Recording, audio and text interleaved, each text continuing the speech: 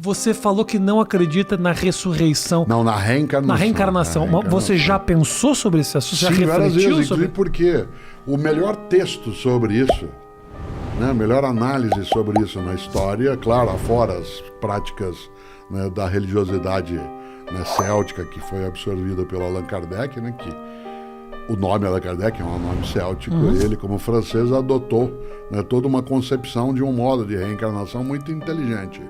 Mas a melhor reflexão vem de Sócrates, né? Se você lê, né, uma das obras mais importantes da história do pensamento, que é uma delícia a leitura, uma obra de Platão, um diálogo de Platão chamado Fédon, né, Fédon. E nesse diálogo é Sócrates que fala por que ele não teme a morte.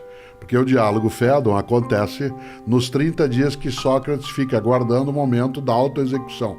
Ele houvera sido condenado ao suicídio, né, ele escolhe das várias modalidades possíveis que um cidadão grego pudesse ter de suicídio.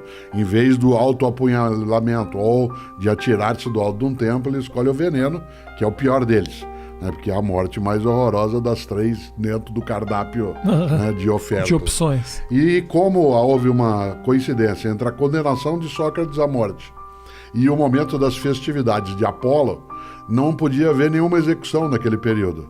E por 30 dias ele ficou aguardando a hora da autoexecução.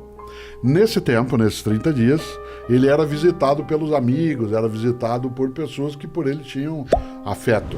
E nesse tempo ele fala sobre por que ele não temia morrer. E ao falar isso, ele retoma toda uma reflexão sobre a imortalidade da alma e a possibilidade dela retornar. O kardecismo é um modo específico de reencarnacionismo.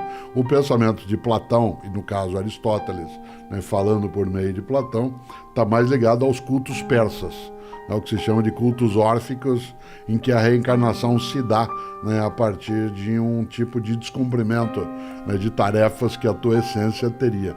Toda essa volta é para lembrar que na filosofia o tema foi tratado já há 2.500 anos. Depois, claro, a percepção da reencarnação, ela vem de outros modos, né? Eu não tenho essa crença reencarnacionista. Você tem medo da morte, Cortella? Eu tenho medo, mas não tenho pânico.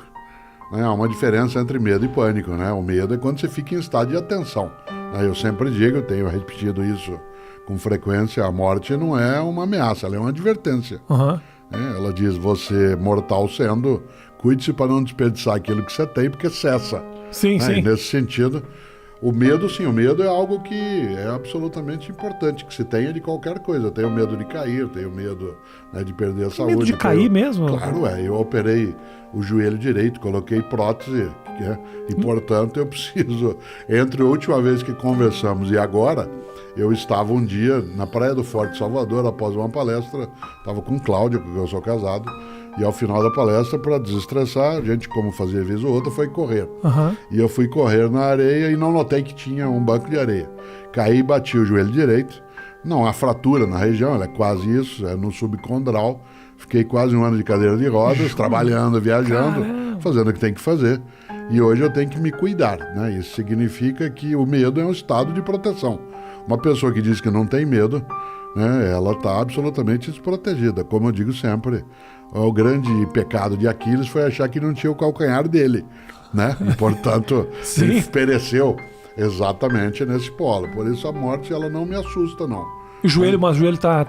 Sim, esse sim, né? Recuperado agora? Sim. Fiquei um tempo de muleta, depois um tempo de bengala. O fato de eu ser da área de filosofia e ser um senhor de barba branca, a bengala deu um ar mais provecto, mais circunspecto. Sim, dá, né, uma credibilidade. Ofereceu, né, algumas vantagens, mas depois dela deixei, agora já faz. O período pandêmico, ele favoreceu muito minha recuperação, porque como eu parei de viajar quase todos os dias de avião, parei de, né, estar em deslocamento contínuo, isso favoreceu. Agora, não é comparável, né, o medo de cair com o medo de se afogar, com o medo, né, de não ter êxito, com o medo, né, de não ser correto, mas tudo isso sim. Por isso, quando você diz, tem medo da morte, eu digo, claro, né, seria estranho. Aí eu teria que ser alienado se eu não tivesse esse tipo de medo. Mas pânico não tenho, né, porque o pânico é aquilo que te coloca em estado de imobilidade. Né? Nesse sentido, sim, o medo está aí, eu não gostaria. Eu prefiro a clássica ideia do Woody Allen, eu não tenho medo de morrer, eu só não quero estar lá quando isso acontecer.